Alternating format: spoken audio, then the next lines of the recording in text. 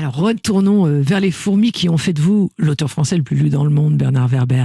À l'époque où vous étiez étudiant en journalisme, une marque de cigarettes proposa un concours inédit aux jeunes en mal d'aventure. Il s'agissait d'imaginer l'idée de reportage la plus originale et audacieuse possible, qui serait financée bien sûr si elle remportait le concours. Donc une fois de plus, les fourmis sont entrées en scène, mais pour pimenter le sujet, vous avez proposé un reportage sur les fourmis maniants, ces diables légendaires qu'on trouve en Afrique centrale et en Afrique orientale, et qui détruisent et dévorent absolument tout sur leur passage, les maisons, les animaux, jusqu'aux très jeunes enfants. C'est ça ? C'est un peu exagéré. Il y a un tout petit peu de légende, mais voilà. On va dire qu'il ne faut pas laisser un bébé dans un berceau. Voilà. En fait, ça avance à peu près. C'est une sorte de ruisseau avec des millions de fourmis qui avancent à peu près à la vitesse de 5 km/h. Donc 5 km/h, c'est la marche d'un homme. Voilà.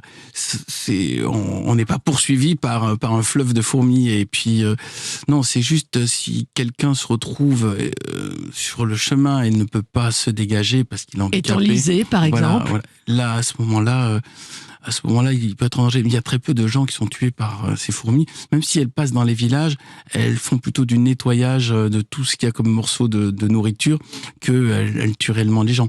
Mais ce qui est impressionnant, c'est leur nombre. C'est vraiment comme un liquide. Et je suis rentré dans ce qu'on appelle un bivouac, c'est-à-dire elle s'arrête, elle fabrique une sorte de nid temporaire. Et on était toute une équipe avec le CNRS. Alors là, parce que la scène est tellement fabuleuse, il faut expliquer en amont pourquoi vous vous êtes retrouvé là-bas. Bien sûr, vous avez été l'un des 3 lauréats, donc avec une équipe du CNRS en mars 82. À l'âge donc de 21 ans, vous avez pris l'avion pour la Côte d'Ivoire.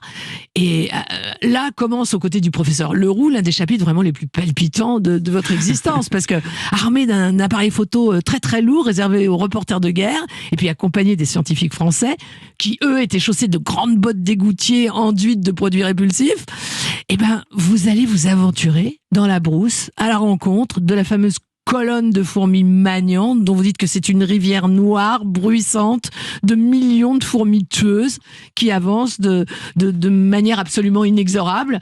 Et en fait, les fourmis maniants, elles ont des mandibules comme des rasoirs, et quand elles s'accrochent à la chair de quelqu'un, on dit qu'il est impossible de les retirer, au point qu'on s'en sert d'ailleurs pour faire des points de suture.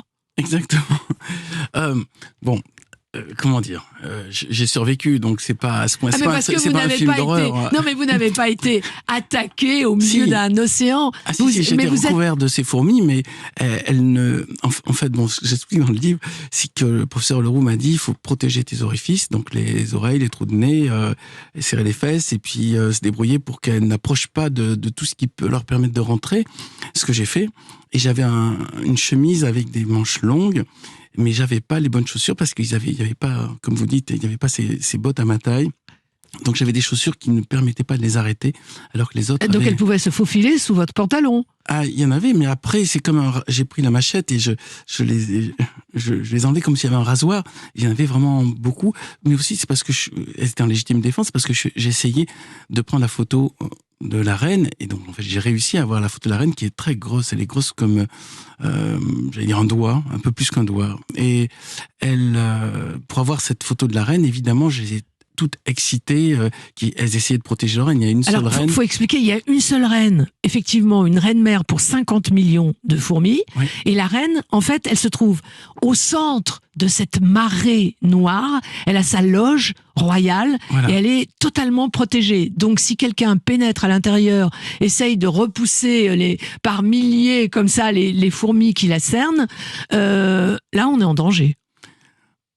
Elles s'agacent, les fourmis, c'est ça? Vu que j'étais jeune, je considérais qu'il fallait la photo à tout prix. Et c'est les personnes qui étaient avec moi qui m'ont sorti du trou parce qu'on avait creusé un fossé pour retrouver cette loge royale et qui m'ont dégagé. Et je crois qu'ils m'ont dégagé à temps parce que là, je commençais vraiment à être submergé par les fourmis et j'étais vraiment en train de faire mes réglages d'appareil photo. Mais c'est une expérience forte et du coup, je crois que pour écrire un bon bouquin, il faut avoir vécu une expérience originale et émotionnellement puissante. On va dire que c'était une expérience originale et puissante et je pense qu'il y avait un ton du coup dans les fourmis qui faisait qu'on comprenait que j'ai pas fait juste que lire des livres et observer des petites fourmilières. Oui, parce que ça, on va le dire, ces photos, elles sont parues et même 4 pages dans l'événement du jeudi. Donc voilà. Tout ça existe et bien réel. Mais quand vous étiez au milieu de cette marée de millions de fourmis maniants en train d'essayer de trouver la reine mère et la mitrailler, c'était hypnotique. Parce qu'il paraît que tout le monde vous hurlait maintenant, il faut partir, c'est dangereux, maintenant vraiment reviens. Et vous ne bougiez pas?